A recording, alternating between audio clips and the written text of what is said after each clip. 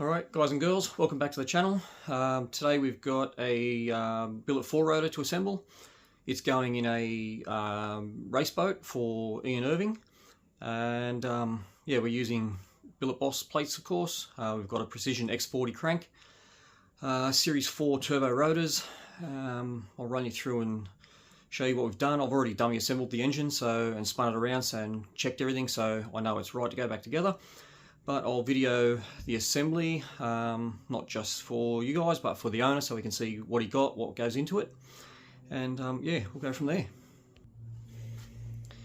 Alright, like I said, Series 4 turbo rotors. Now these have been tip clearanced, side clearanced, face clearanced.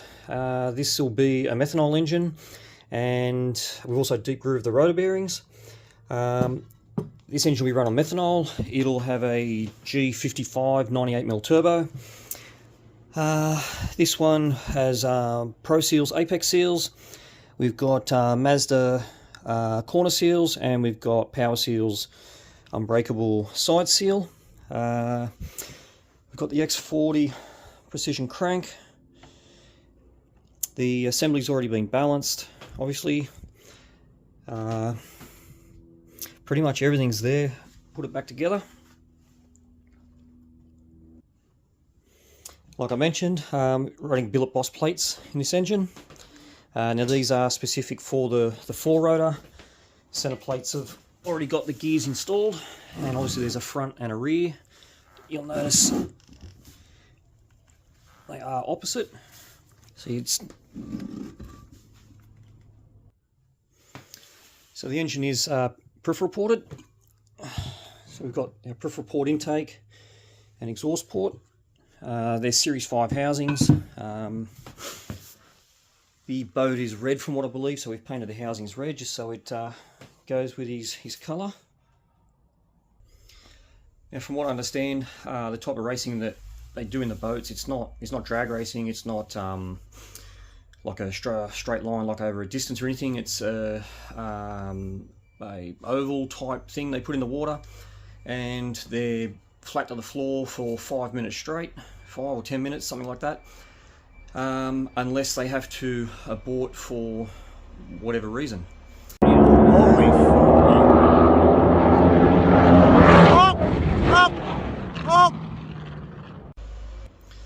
So with that being said, we've run a dry sump on this engine. I'll show you what we make. So we make a dry sump plate. Now this will run a 5-stage pump, and this will bolt to the bottom of the engine. You've got 4 scavenge stages and 1 pressure stage, and that'll make sure we've got adequate oil supply to the engine for that 5-10 minute period where he's on the wood, and keep the thing alive. Alright, so I'll set this camera up on a time lapse, and roughly 3.5 minutes we'll have this thing together.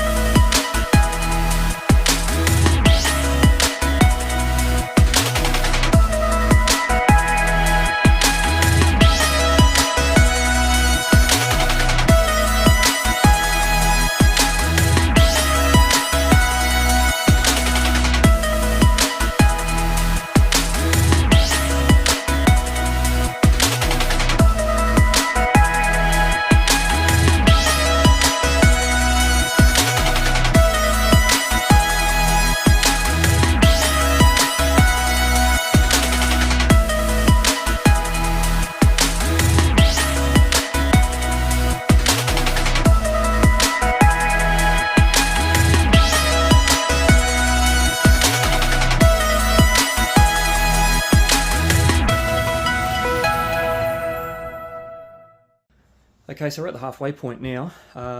You've just seen that I pulled the dowels out of the bottom of the engine.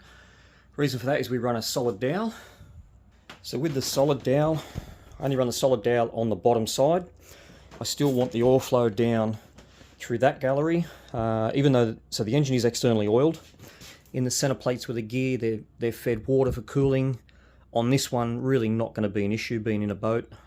They also use the sea water, river water, to cool the engine. It's cold, so and it flushes through the engine. So usually they have issues with actually getting the water up to temperature or getting the engine to temperature. But we still run the external oiling for the gear. However, I still want to run oil down through the front to the back of the engine, which will then go down into the front gear. Being a billet engine, we don't have to worry about cracking on the dowels or anything like that, so that's never going to leak. We run a mixture of 12A and 13B dowels in that, just for the stack height, so that we have the right dowel length, and then one is cut to a precise length so that the overall length of that dowel doesn't bottom out and hold the engine apart. Doesn't stop it from clamping completely. Alright, so I'll set this back down and keep going. Now that the engine is at the halfway point, that solid dowel can go in, and if you did want to run a solid dowel in the top two, you can, because the engine they are a bespoke engine, so once you're at this point, you're not juggling plates and housings over anymore. It is just continue to stack.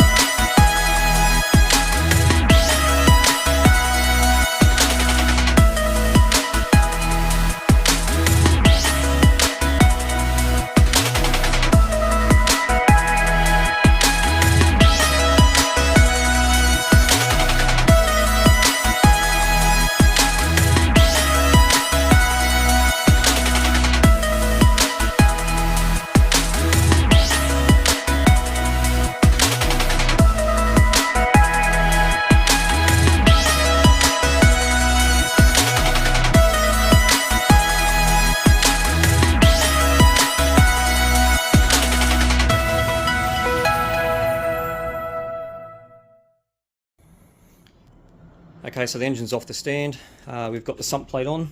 As you see, dry sump bracket is now made. That's all lined up. I've just ordered a belt for that. So now we're just going to make some lines to go up to the dry sump pump. A couple of fittings in here for the oil, for the center gears. We'll probably make a small manifold somewhere in this area just to feed them. Yeah, so we're taking shape. It's off the stand and we're almost done. Okay, so Ian's quad is all wrapped up. We've mounted the dry sump pump. We've plumbed it. The coils are mounted. So yeah, we'll take a look and we can show you with the finished result. Okay, so we run a 5-stage dry sump pump on this engine. 4 stages of scavenge, 1 of pressure for the engine. Now he'll have a dry sump tank in the boat and numerous filters, etc. So this will be mounted in the boat. I know nothing about boats. I'm not mounting it in the boat. He has a boat builder mounting it. It'll then come to us and we'll wire it up. We'll run a Nexus R5 on this engine and that'll control a lot of the stuff on the boat. It'll be drive-by-wire throttle. Yeah, there's a few things they can do with trims and stuff like that on the boat, back of the boat, keep the boat in the water properly. Runs M&W CDI, so we've got the ignition coils all mounted up there. Now for the drive on the boat, we just use a flex plate and a starter motor to get it going.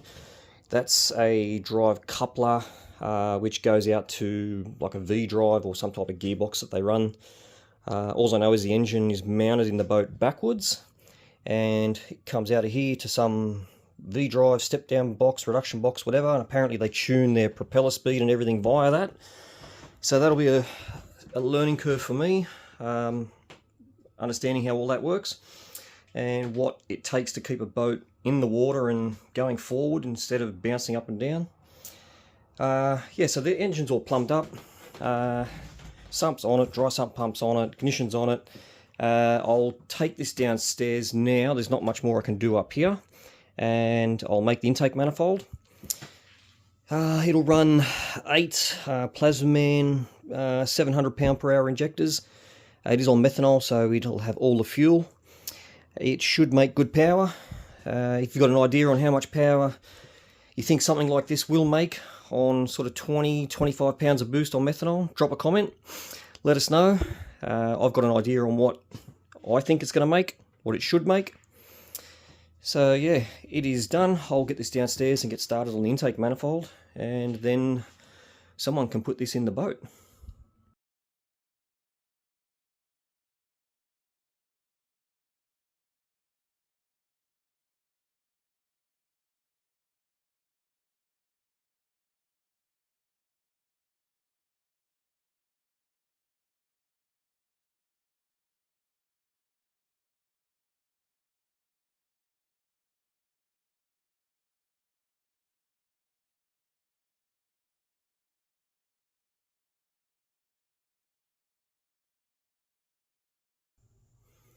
Alright, so that wraps up the Billet 4-rotor build. If you stayed in this long, thanks for watching. Don't forget to drop a like, a comment, subscribe, do all that kind of crap. And I'll see you on the next one.